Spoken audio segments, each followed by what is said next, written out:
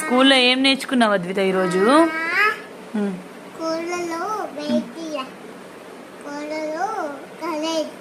కలర్సా?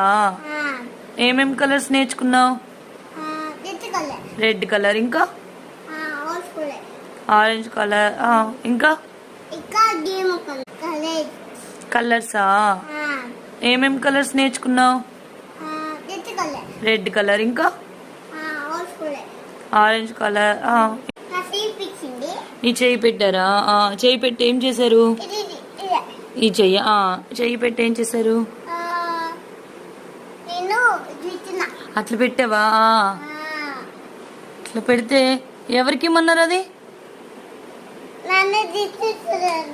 నాన్న గిఫ్ట్ ఇచ్చా అన్నారా? వావ్, అవార్డ్ లాగా